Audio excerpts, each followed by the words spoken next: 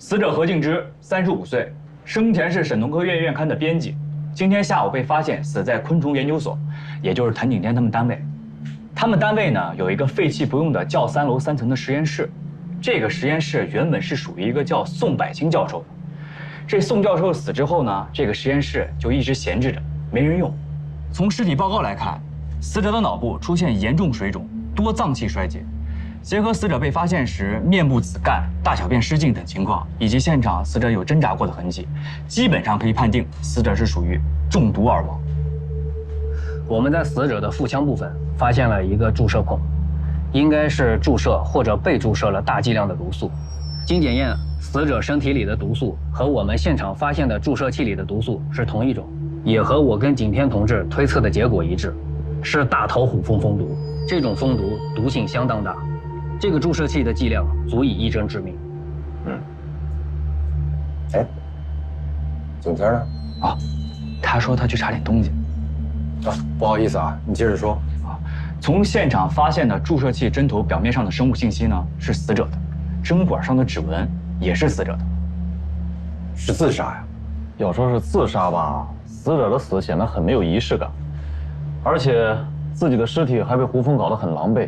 况且到现在也没有发现遗书之类的东西，那就是他杀。哎，尸体上有其他的注射孔吗？没有。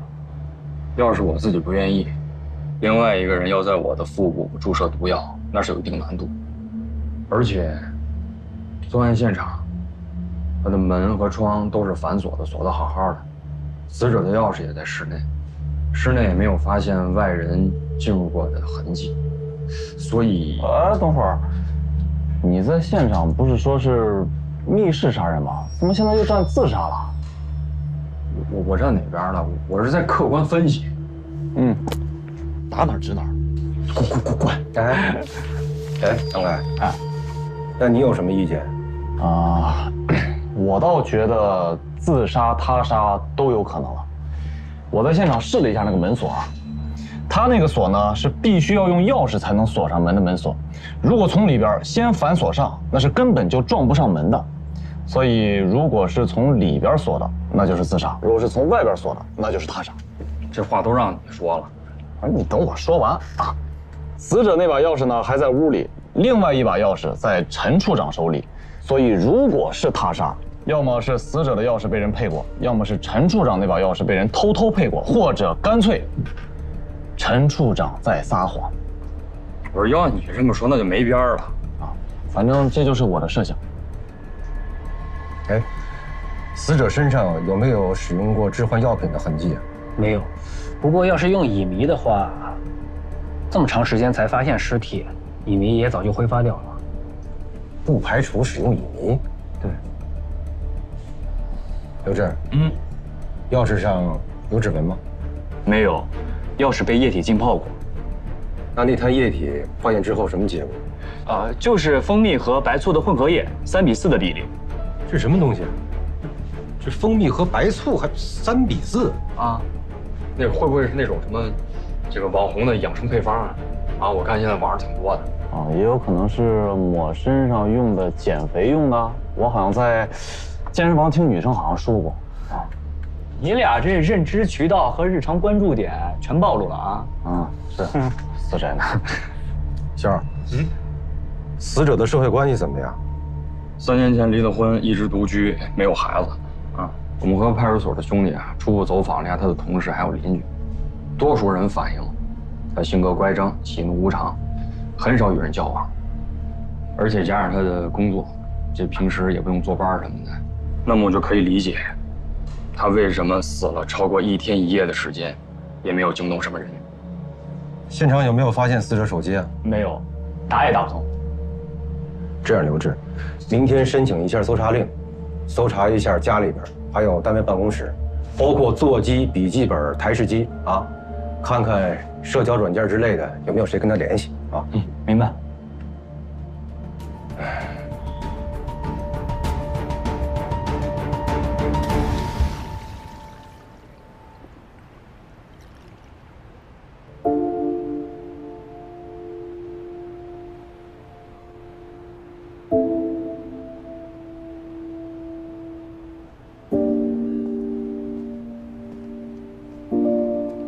哎，你怎么在这？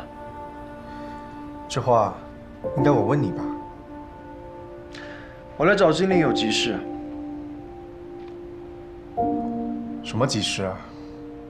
还有我不知道的急事？还真有，是关于她男朋友的事。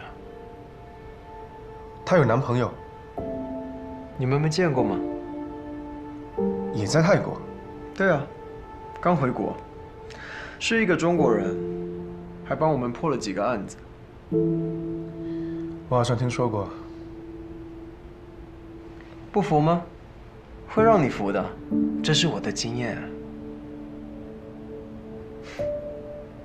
你还没告诉我，你怎么会在这？我忘记带实验室钥匙了。我过来这里是找精灵取钥匙的，不过主要还是为了请他吃饭。那真是巧了，我也要请他吃饭，那一起吧，咱俩 AA， 不会占你便宜的。拆，有没有人说过你很令人讨厌？讨厌我的人有很多，但暂时还轮不到你。走吧。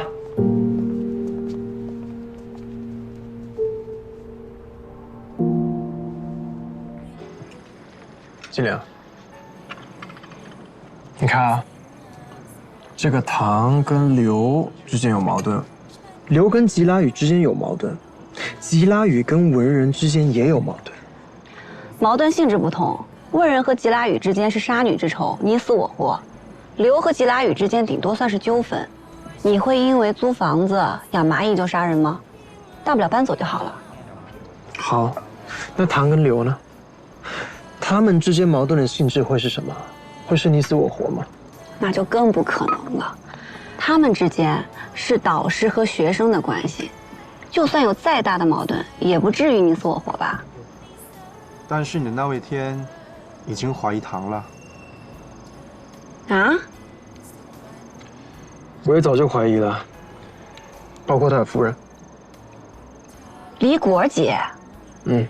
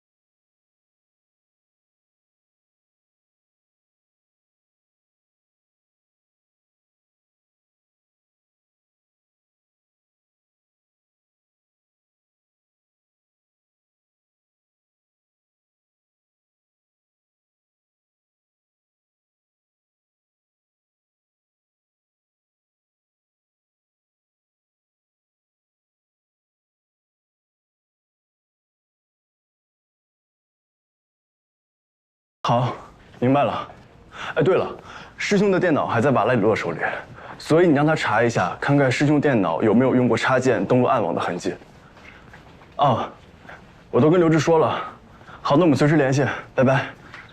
何敬之的前夫叫周浩，原来是一家跨国农药公司的中国区老总，现在是咱们山江市新成立的佳农生物科技有限公司的总经理。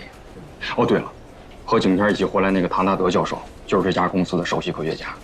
唐大德何敬之、周浩，这3个人都是那个宋教授的研究生。不对，哎，景天，我知道那个3比4的液体是怎么回事了。怎么回事？这些液体和在这些液体中发现的房门钥匙，说明这起案子不是自杀，而是一起典型的密室杀人。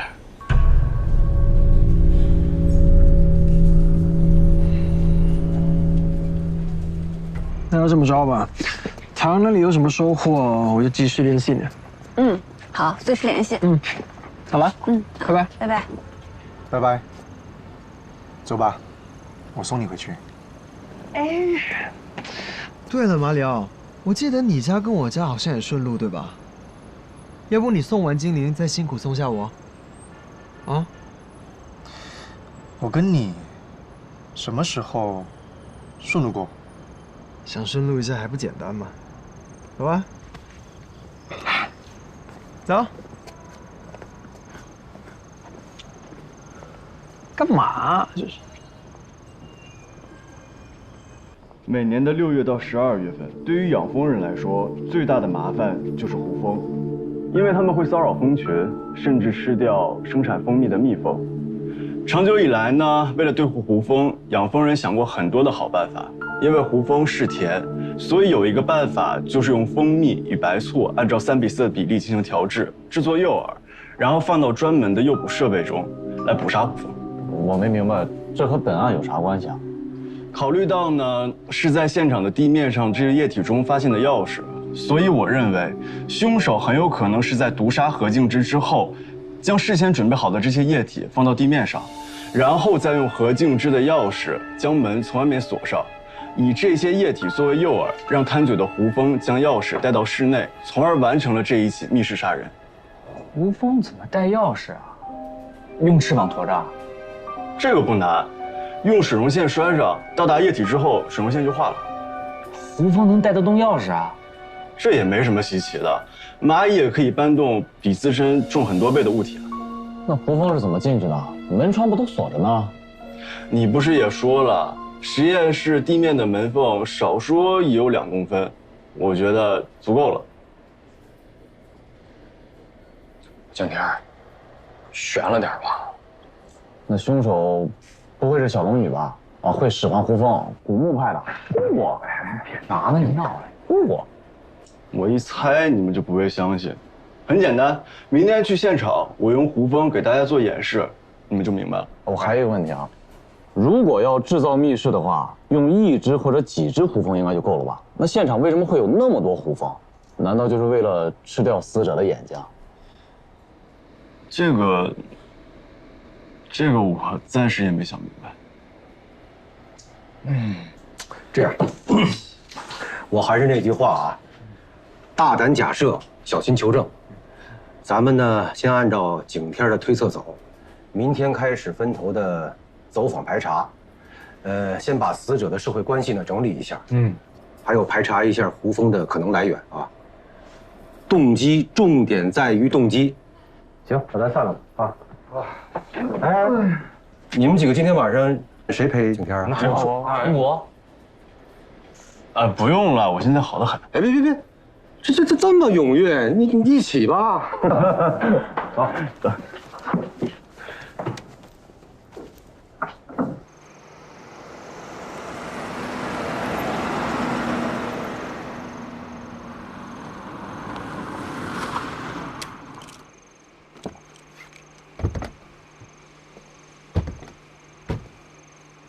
这么客气？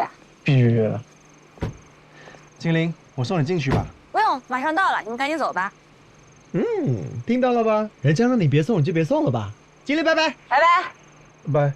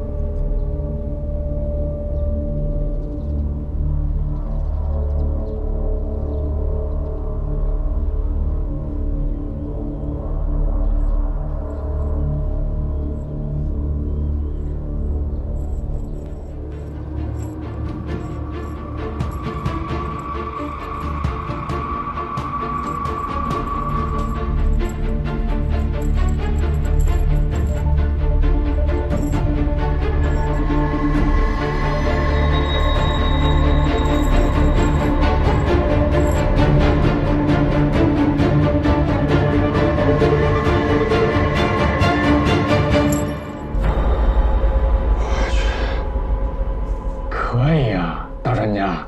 我们等会儿再进去，要不然会吓飞虎峰的。什么？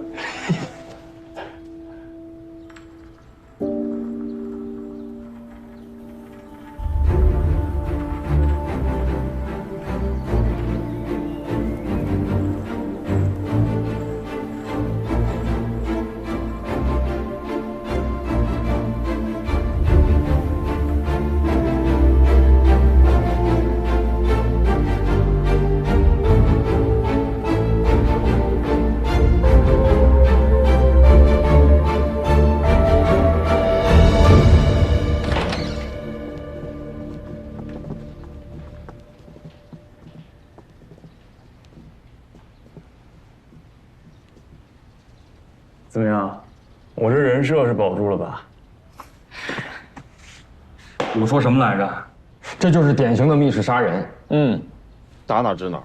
这快！通知刘志啊，按照凶杀案立案，咱们得按照原计划分头行动啊。是。景天。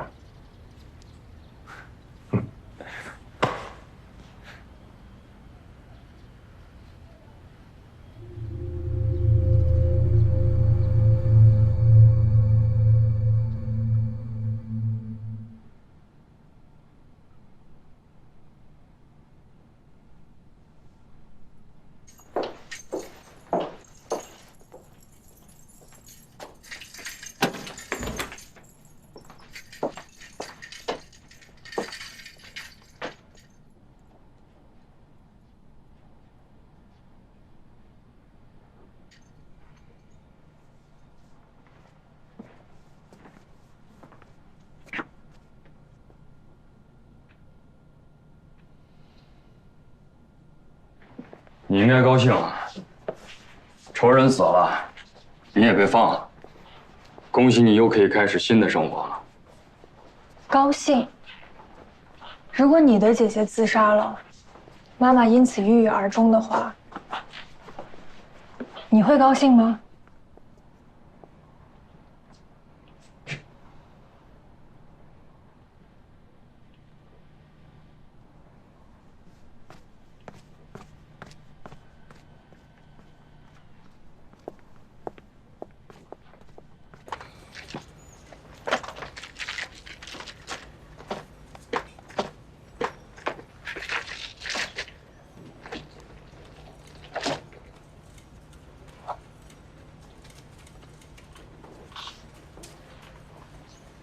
对了，你能帮我把这个给王本义吗？这是什么？色盲矫正眼镜。你可以自己当面给他。不麻烦了，你要是方便的话，就帮我代劳一下，可以吗？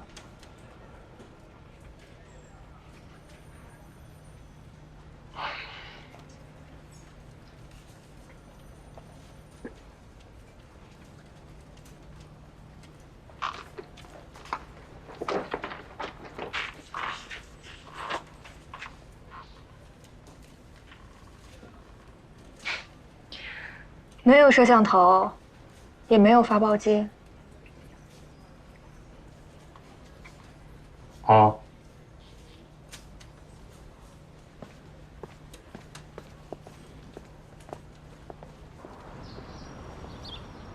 大约以后不用再见了。你们还在怀疑我？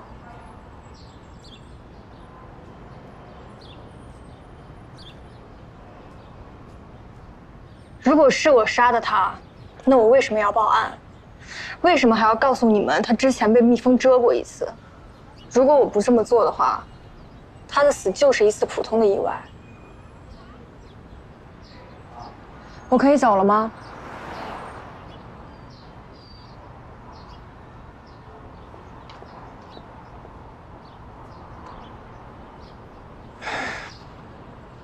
本来以为是条捷径，现在成了最漫长的路了。挨打就要立正，自己选的路，跪着要走。哎，你这都哪儿跟哪儿啊你？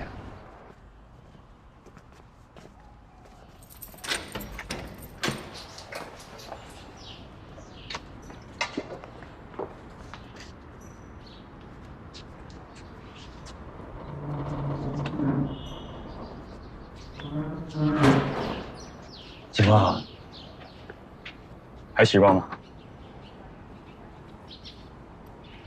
挺好的，谢谢。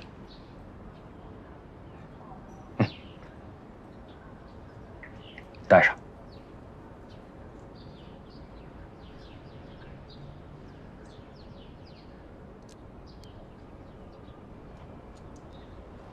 快点，快点！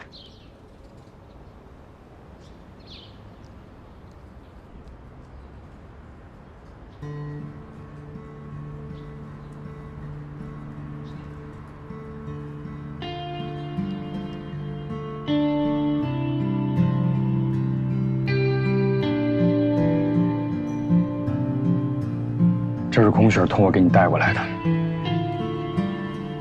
我想，他应该是想让你看见这个世界原本的颜色，感受这个世界的温度。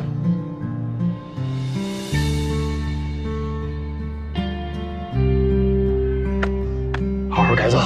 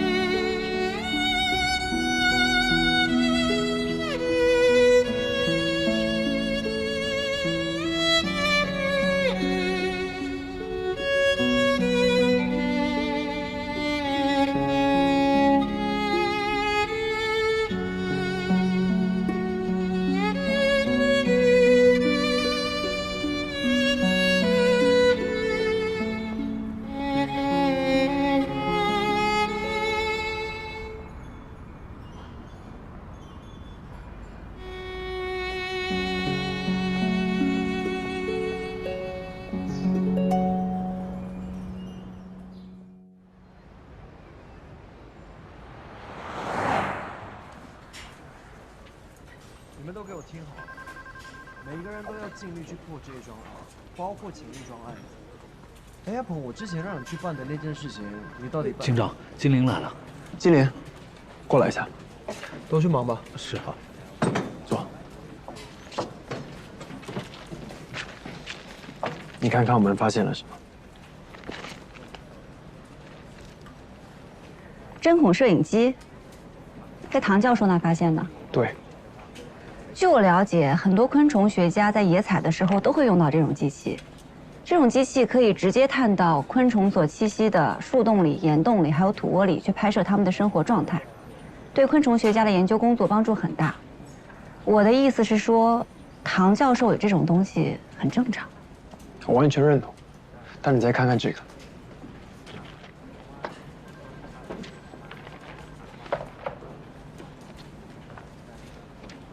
这是什么？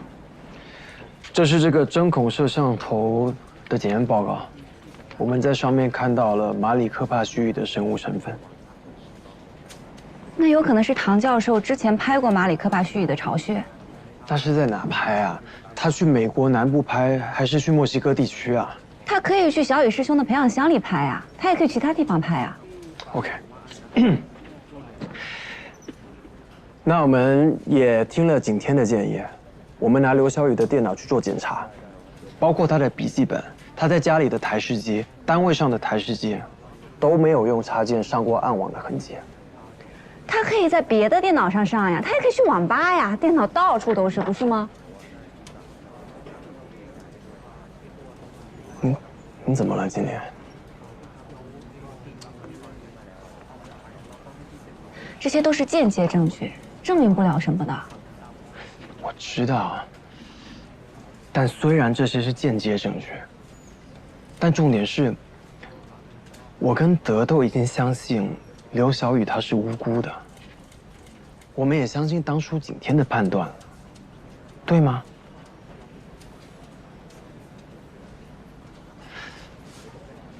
德，你跟精灵道个歉，真的有这么难吗？不难啊，那还不赶紧呢？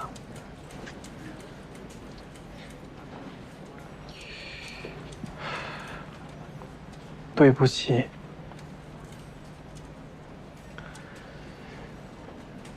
德他也知道他自己错了，他也希望景天回来的时候，他可以亲口跟他道歉。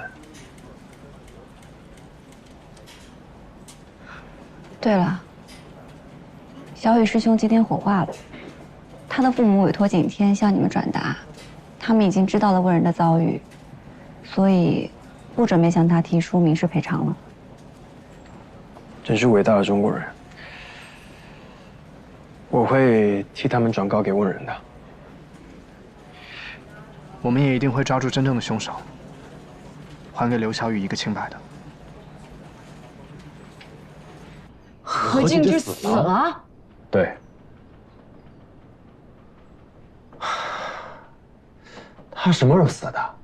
大前天夜里，在一个废弃的实验室里，被注射蜂毒而死。就是宋教授，您的导师经常用的那个实验室。他跑那儿干嘛去了呀？我给周浩打电话。不用打了，他也不见了。周浩不见了？对。不可能，我们昨天还联系着呢。我们说不见了，那他就一定是不见了。怎么会这样？你刚才说他是被注射蜂毒而死，就是被杀？对，他杀。那谁会想杀他呢？你们确定他不是自杀吗？经过景天的演示，我们基本确定。景天的演示？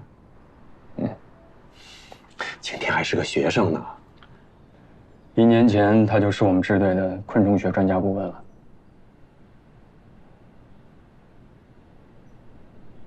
啊，是这样啊。我们这次来呢，是想了解一下，你们2位在大前天夜里的8点到10点之间，在哪儿，在忙什么？有什么人可以旁证吗？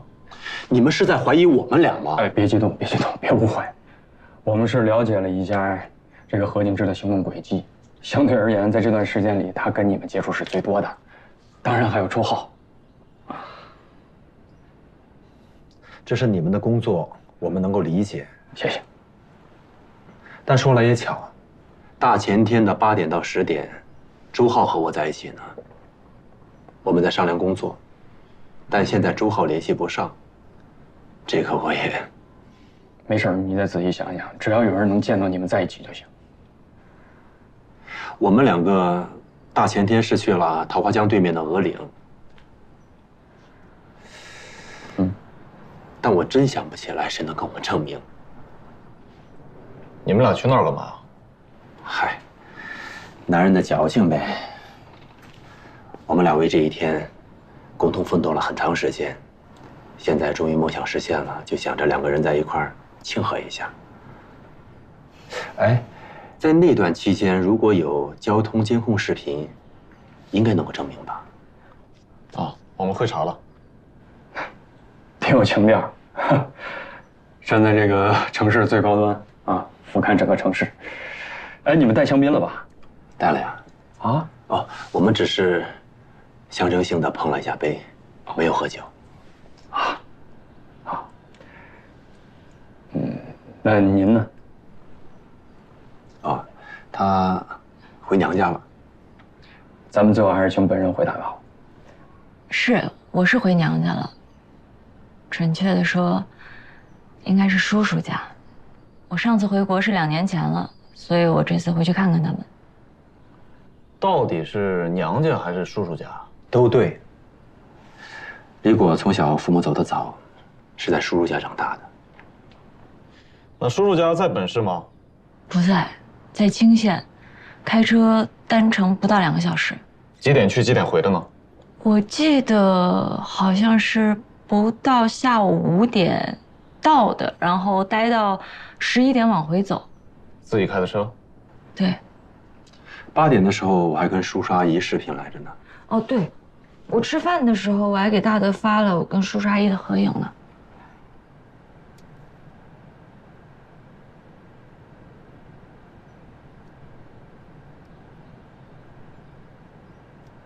留个证据介意吗？你随意。好，谢谢啊。我们不妨一起再捋一下。刘小雨在国内好好的，结果一到这边，不是改专业，就是有了严重的心理疾病，然后又费尽心机的藏着论文手稿，直到他最后丢了性命。这一系列的遭遇是为什么？再看他的死，就像景天说的那样，刘小雨他费那么大的心思藏着论文手稿，心里装着那么多的秘密，他首先不会干性自杀，而且景天也确认过了，他没有买任何保险。对，而且就算是自杀的话，也有很多方法。为什么要搞这种交换杀人的名堂呢？万一对方放了他鸽子，他一下子就成了杀人犯，对不对？我也不知道这小子怎么了，一下子变那么聪明了。我只是相信我看到的。OK。那么，如果刘小雨他不是自杀的话，那么是谁在精心设计这起交换杀人呢？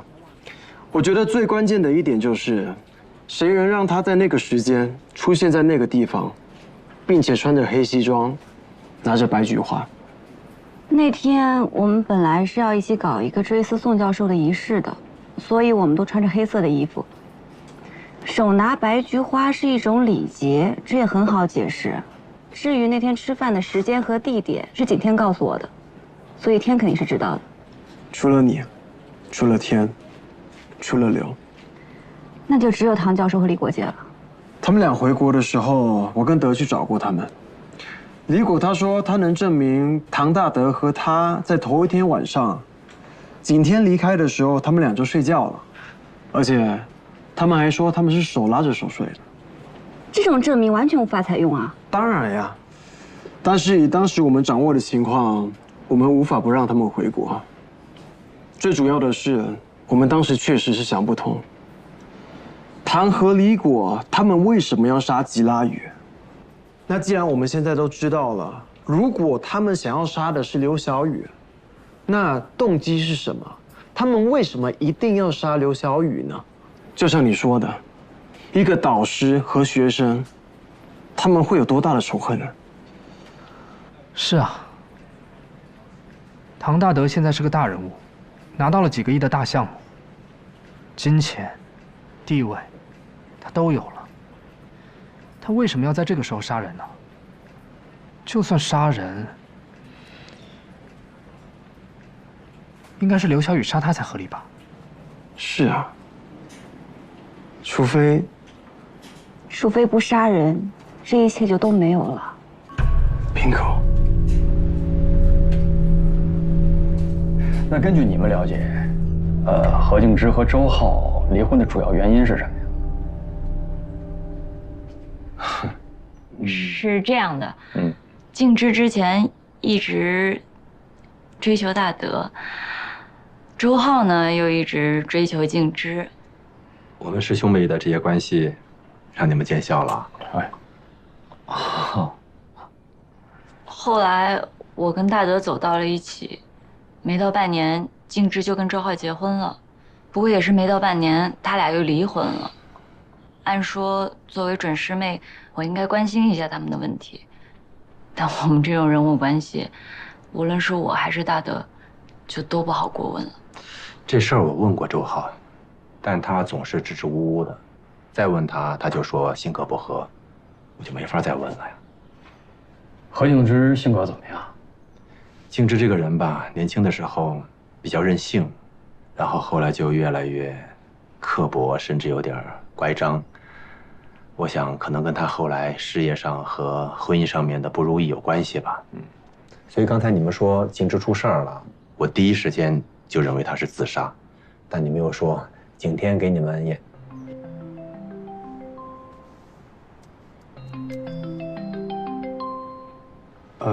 不好意思啊。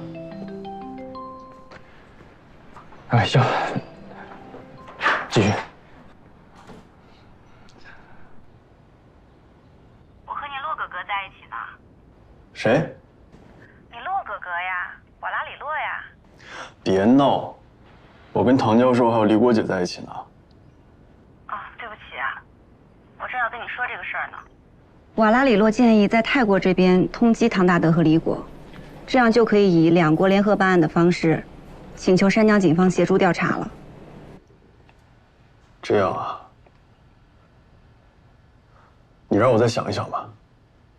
今天，我们这边掌握的都是一些间接证据，所以……我明白。但是……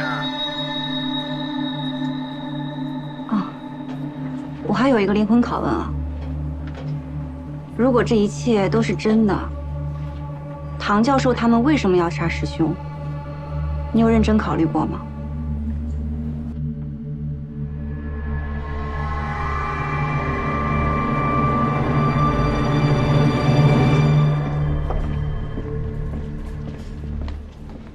怎么样？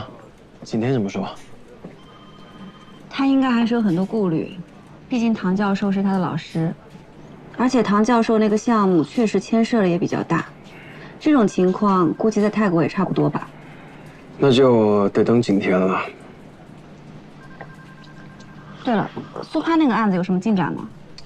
这不是在等你们那边突破吗？我之前跟你说的话都白说了呀。我们法医昆虫学的主要任务是帮助确定死亡时间，死亡时间我们已经告诉你了呀。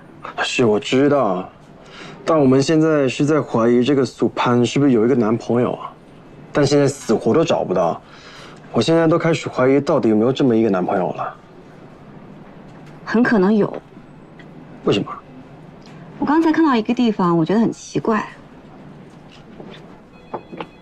这里，你觉得呢？为什么奇怪？这里好像一只脚，一只大脚。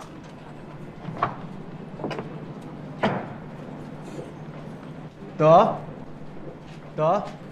在。这张照片，你那边有扫描版吗？电脑里有，找出来。好的。走。好了。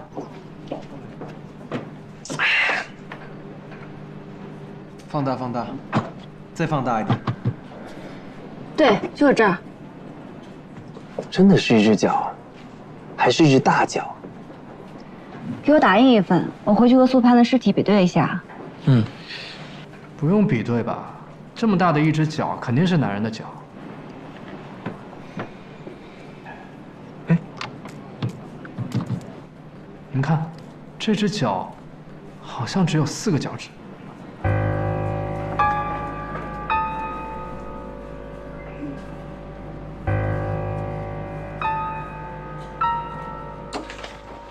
行了，唐教授，您就别送了啊，耽误了您半天时间，挺不好意思的。没事儿，应该的啊。等之后还有什么需要的话，随时联系我们，我们都会配合的。那咱们的发布会和仪式还能搞吗？该搞搞，该办办，别耽误你们正事儿。景天，你去哪儿了？没事吧？没事。泰国那边给我打了电话，他们说师兄的死不是意外，不是意外。景天，这到底是怎么回事？具体的没多说，就是说了一嘴，具体情况需要再等一等。那景天，你是先跟我们回去，还要再跟唐教授他们再聊聊？我先跟你们回去吧。这到底是怎么会这样？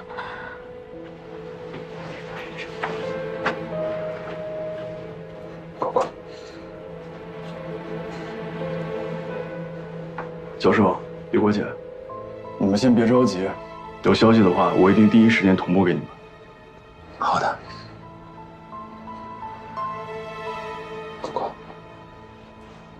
如果师兄不去买什么白菊花，我们那天一起出发，也许他就不会出事儿了吧。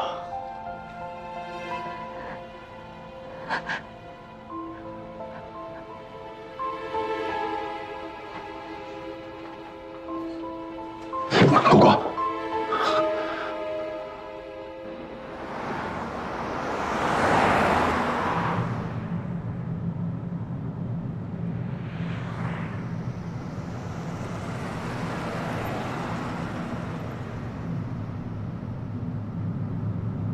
你好好开车啊。哎，卢队，现在还是没找到周浩，手机无法定位，几个住宅都没有人。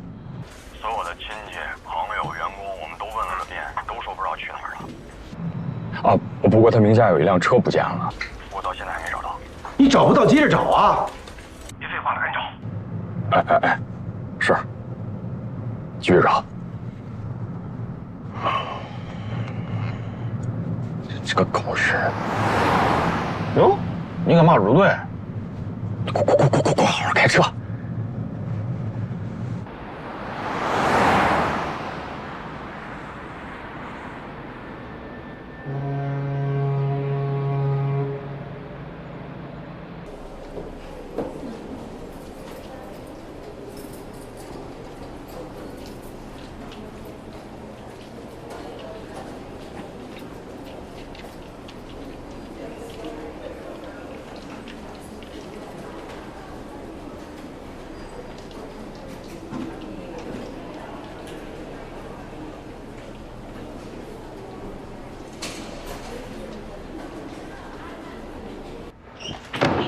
大德，你怎么在这儿啊？到处找你，电话也不接，怎么了？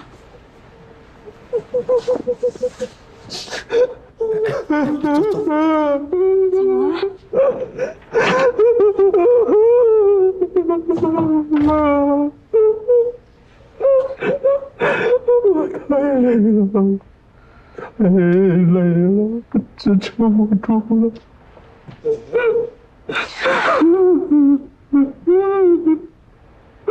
是啊，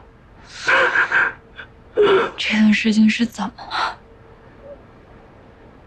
在泰国小雨死了，回国之后静之又死了，是我们到底做错了什么吗？为什么会这样？大德，我们不开这狗屁发布会了，行吗？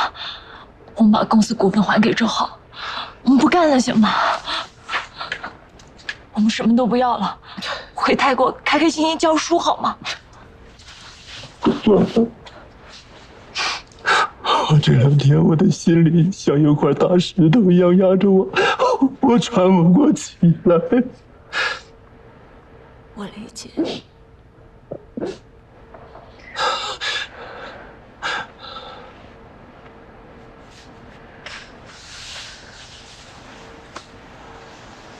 不过，幸亏有你在，真的。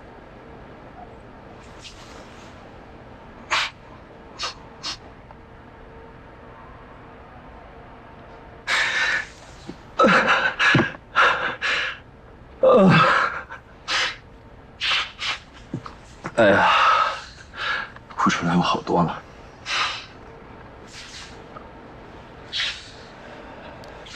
不过，你去把陈处长他们请进来吧，咱们赶紧把明天的流程再对一遍。那我们还接着搞吗？啊，必须搞啊！咱们盼这一天，盼了多少年了，果果。宋教授为了这个项目付出了巨大的心血，我们也付出了巨大的牺牲啊！终于搞成了，咱们果果。咱们不仅要搞，咱们要轰轰烈烈的搞，大张旗鼓的找，轰轰烈烈、兴高采烈的搞，好好庆祝一下。果果，就算不为我们，为了宋教授，我们也要搞，好吗？那要不要再等等周浩？一直联系不上他，咱别纠结了，正常进行吧。明天他能赶回来更好，赶不回来也没办法。果果，咱们有这么多嘉宾，一个一个去协调时间太麻烦了，影响也不好，你说呢？好，那我们就继续搞。我去叫陈处长他们。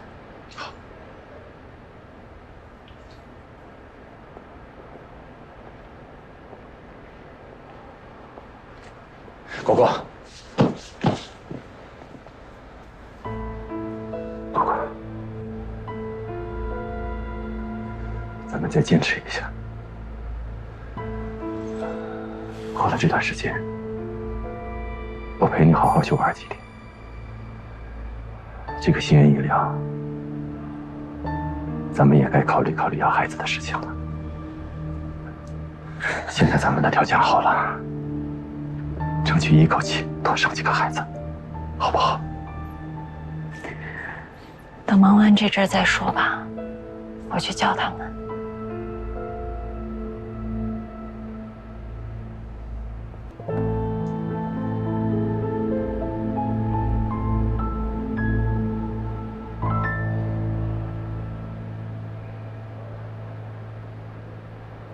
李月，别紧张。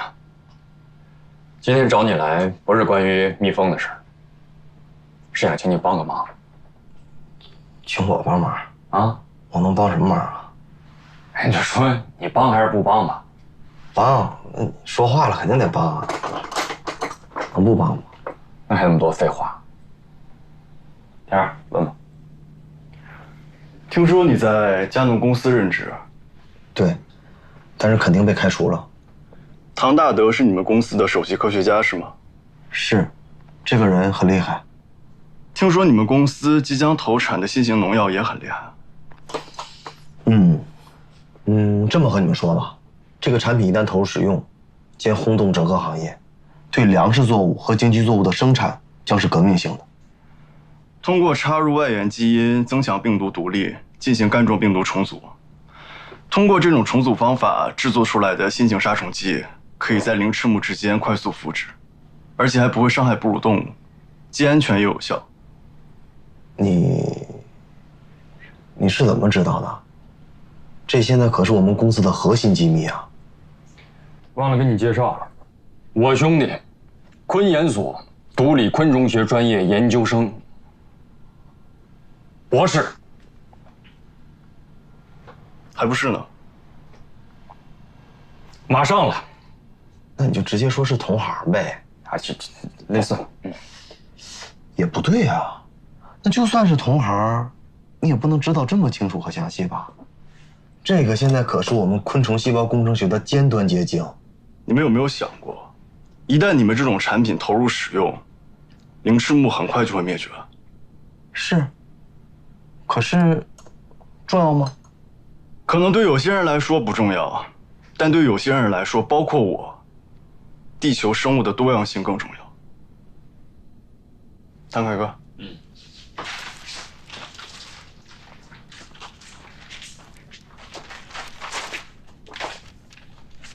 至于我是怎么知道的，你看看这个吧。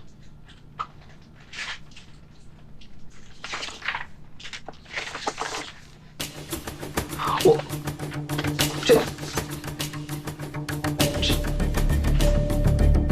去！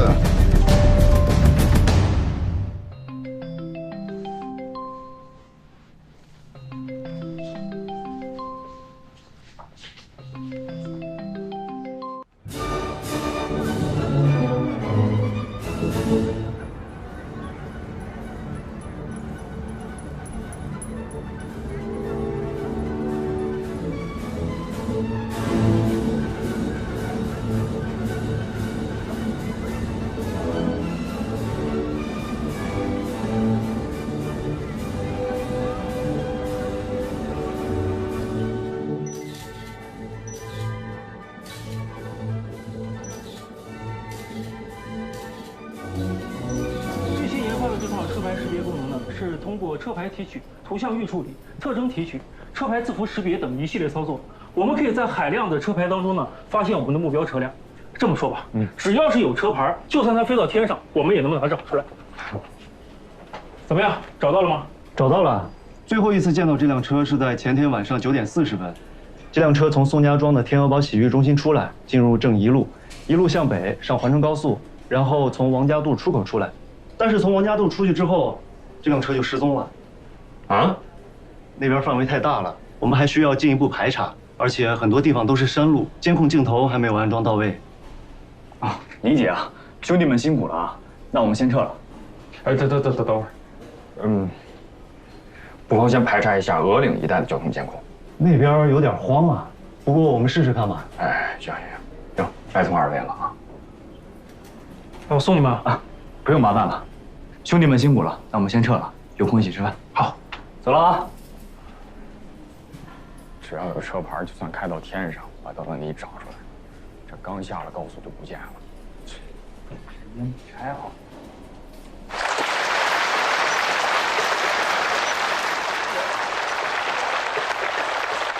国产农药919号专利的诞生，凝聚着唐大德教授以及我昆研所所有科研人员的心血。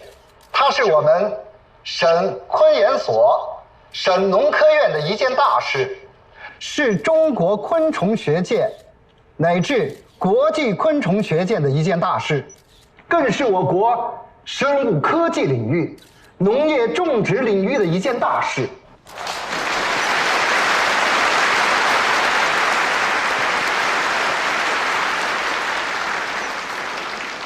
下面有请我省著名青年科学家、昆研所教授、泰国国立农业大学客座教授、佳农生物科技有限公司首席科学家唐大德先生致辞。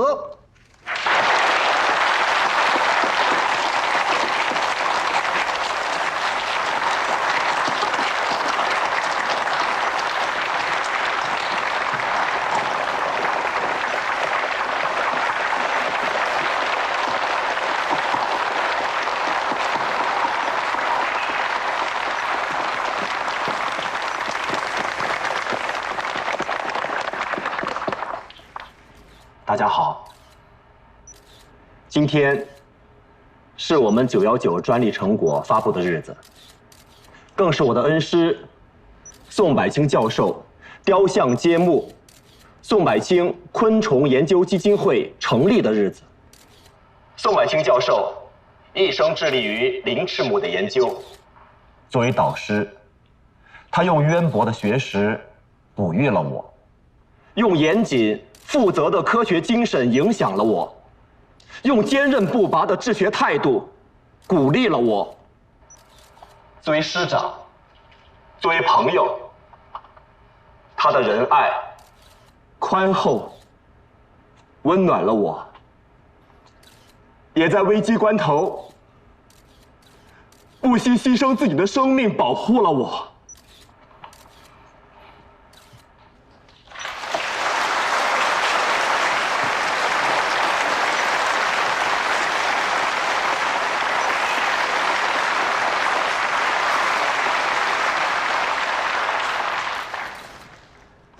他是我心中的灯塔，我心中的英雄。希望致力于昆虫学研究的学子们，跟我一起接过宋柏清教授手中的薪火，我们在林翅目领域、昆虫学领域深耕细作，砥砺前行。谢谢。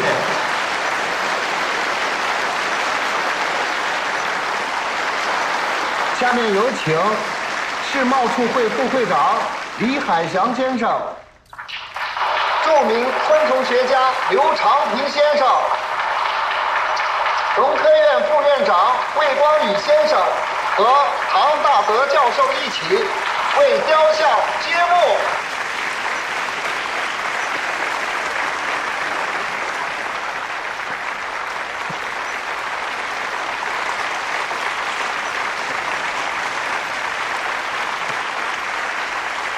请揭幕。哎，等一下，